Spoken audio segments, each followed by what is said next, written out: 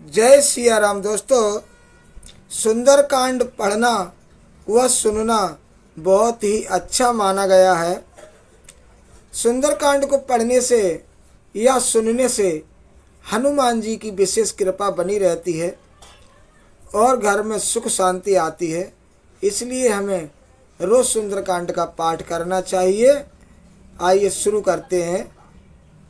आपने पिछले पाठ में सुना कि हनुमान जी छाया पकड़ने वाली राक्षसी को मार करके और समुद्र के पार हो जाते हैं।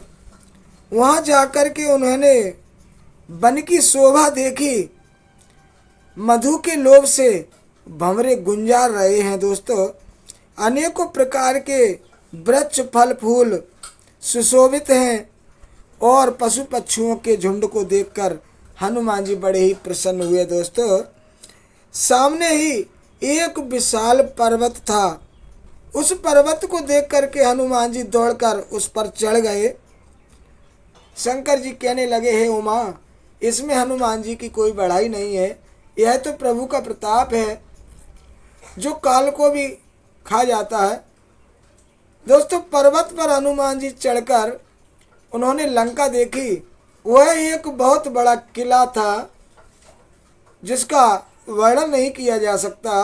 यहाँ तक आपने कल के पाठ में सुना। आगे देखते हैं।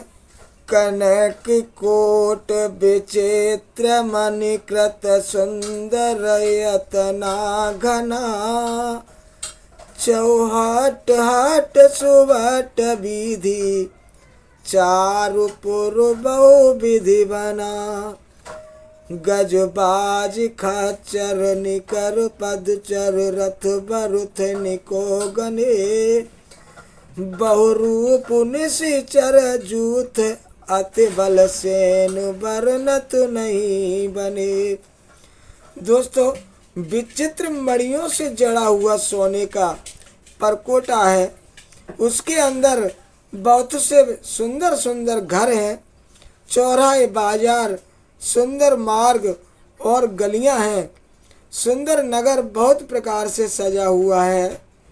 हाथी, घोड़े, खच्चरों के समूह तथा पैदल और रथों के समूह को कौन गिन सकता है।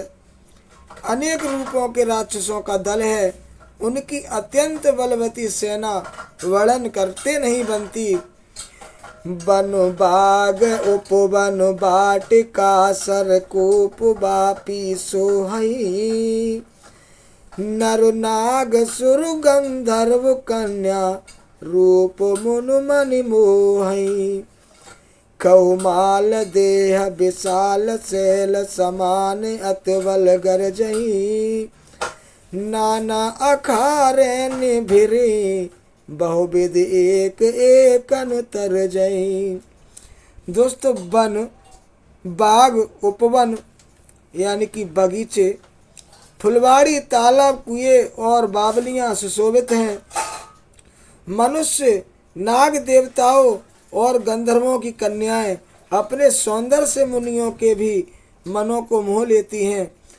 कहीं पर्वत के समान विशाल शरीर वाले बड़े ही बलवान मल्ल गरज रहे हैं।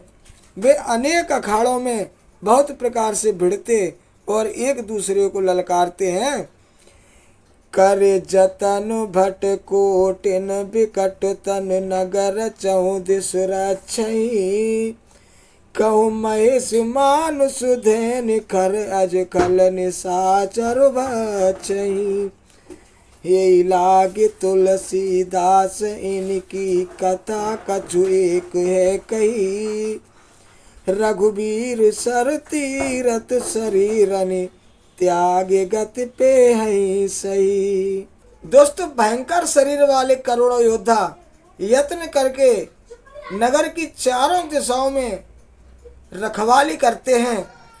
कहीं दुष्ट राक्षस भैंसों, मनुष्यों, गायों, गधों और बकरों को खा रहे हैं। तुलसीदास जी ने इनकी कथा इसलिए कुछ थोड़ी सी कही है कि ये निश्चय ही श्री रामचंद्र जी के बाण रूपी तीर्थ में शरीर को त्याग कर परम गति पावेंगे। पुर रखवारे देखी बहु कपि मन कीन विचार। अति लघु रूप धरो निस नगर करो पैसार। दोस्तों, नगर के बहुसंख्यक रखवालों को देख करके हनुमान जी ने मन में विचार किया कि अत्यंत छोटा रूप धरूं और रात के समय नगर में प्रवेश करूं। दोस्तों, इस प्रकार से हनुमान जी छोटा सा रूप धर करके और लंका में प्रवेश करते हैं। आगे क्या होता है वो कथा हम अगले पाठ में सुनाएंगे। अभी के लिए इतना ही। जय जय सिया राम।